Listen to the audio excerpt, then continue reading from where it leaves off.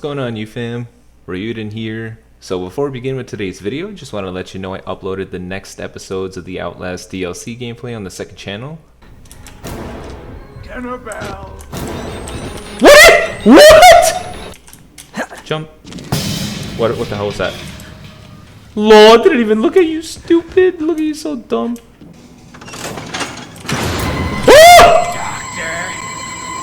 Oh my god, it's something I have to flip twice? Here's your daily dose of medicine, idiot! And run. Oh! So, if you guys haven't already checked that out, then please go ahead and check out the second channel, subscribe, support your boy, watch the series. A lot of you guys are enjoying it, seeing me get scared, seeing me get spooked and stuff. So, I feel like those of you that haven't given it a shot, I think you'll enjoy. So go take a look over there. Maybe you'll enjoy seeing something different. On another note, we're less than 150 subscribers away from hitting this month's goal of 10,000 subscribers. I think we have more than enough time to get it, but I just want to remind all of those that are watching and maybe have not subscribed just yet to why not click that button real quick just so we hit the goal. I tend not to pester anyone about this, but it'd be pretty cool. Huge milestone for us. The goal by the end of the year is 20K. If we get to 10K by the end of this month, we'd be in a pretty healthy spot for that goal. So if you guys don't mind, and if you think the content is worth it, then go ahead. If not, then I have no issue with it. You're free to choose what you want to do. Now that we're done with that, let's jump into some Legends stuff. So for today's video, we're going to be rocking the Ginyu Force team, the new and improved Ginyu Force team. Now I know one of you guys are going to say, what's this, Raiyuden? Why do they all have one twinkly boy? And that's because I didn't want to go all the way with the grind. I wanted to see how the team performed with just one twinkly boy. But, you know, me being on the other side of all these matches, without a doubt, the team is worth the grind. I know, like me, you're probably hesitant after that dumb star event. You're probably thinking, man, I don't have the skip tickets or the energy tickets for this, or I just don't want to go through another one of those grinds. And I'll let you know now that it's really not that bad. It's not that bad at all. You can get all of them to one twinkly boy really easily, so long as you level them up. If you rank them up, you get rewarded the medals to exchange for Z power to get these guys, or whatever, just the power to get the guys. So you can rank them up. I think the grindy part really begins once you want to get them beyond 1 star. And to be honest, I think that they're absolutely worth it. They do really, really well in the team. So you know what we're going to be rocking. I mean, you see it all here. It's the full Ginyu Force team. I have Captain Ginyu in there as well because he provides a significant HP buff to the Ginyu Force squad. And overall, the team has such good synergy. They work so well together. Truly worthy of the Ginyu Force. And what's crazy is Gildo with Captain Ginyu probably give this whole team like plus 40% HP just off the bat. That's insane. With them being all extreme units, being able to take advantage of those really powerful extreme equips, the team is very, very deadly. Don't underestimate them at all. And take it from me, they're worth the grind. If you're low on skip tickets and energy tickets and whatnot, maybe just stop at 1 star. It's not necessary to go all the way, but if you do and you're hesitant, then let me help you get rid of that hesitation, and I would say go for it. They're absolutely worth it. They're a very fun team to use. And Birder, holy crap, this dude, he kicks the crap out of everything. He's very, very good. But now that we're done with that, let's jump into some matches.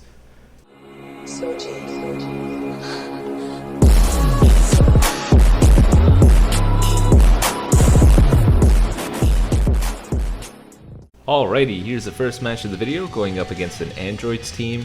I gotta say, today's matches were kind of, the bulk of them rather, were kind of iffy. I was dealing with a lot of lag. If you guys follow me on Twitter, you'll probably get a gist of how my matches are. I tend to say like, paralysis and lag, or fusion warriors and lag, such terrible combinations.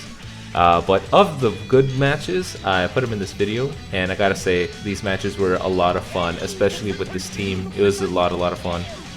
So I started out with Captain Ginyu, the purple Captain Ginyu, because you can think of him as the Whis equivalent for the Captain Ginyu squad. He provides significant buffs for each of the members once he goes into standby.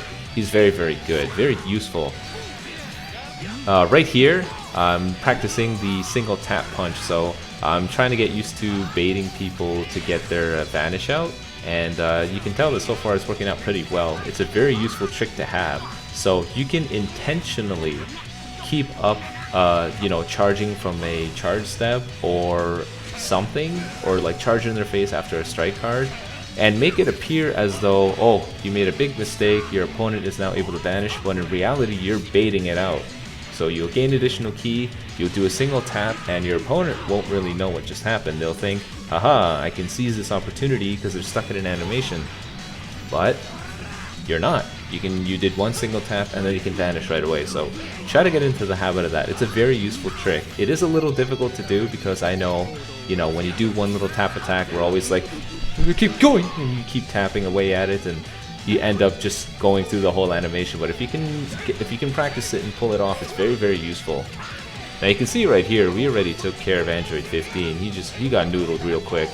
Now I completely forgot what Captain Ginyu's main ability was for a second here, but with this, I was thinking, yeah, I may as well use it. You know, I don't really know what's going on.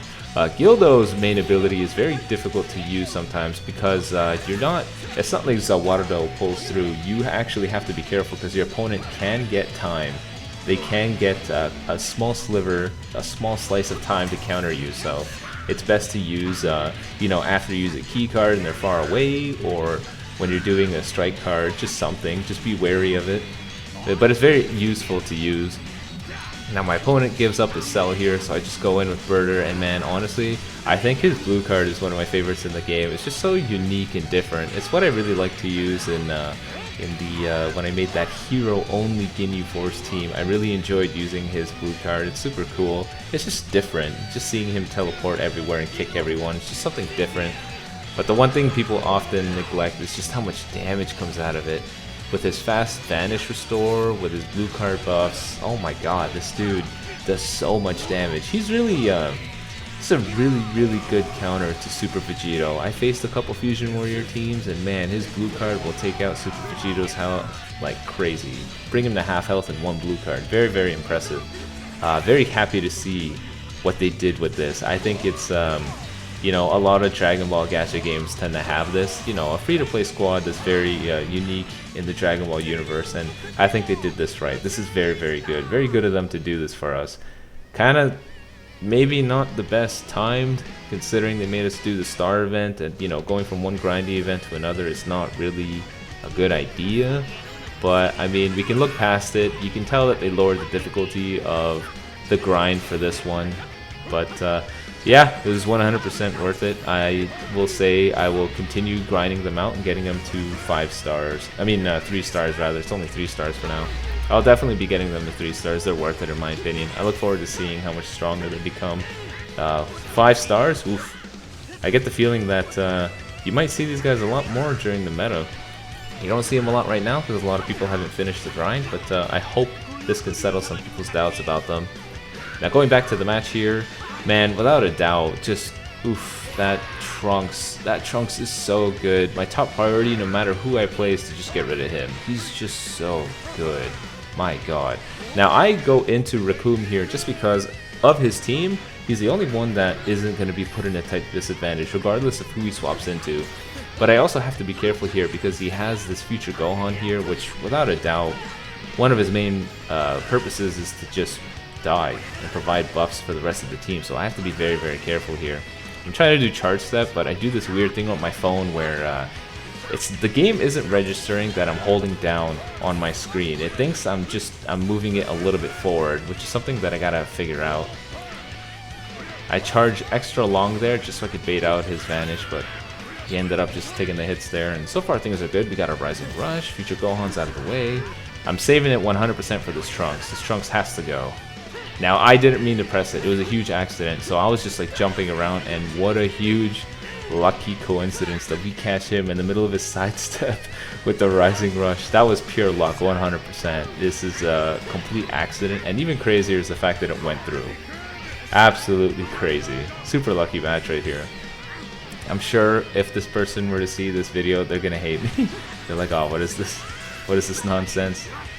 Also getting better at quick, you know, substitution or whatever, just so I can quickly dodge people's attacks and whatnot. It's working out pretty good.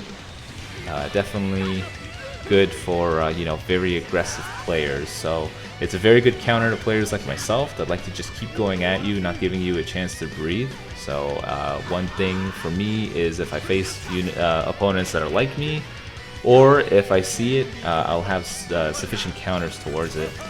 Now see, even though I have the advantage right now with the manned advantage, I can't let up because this damn Trunks is so good.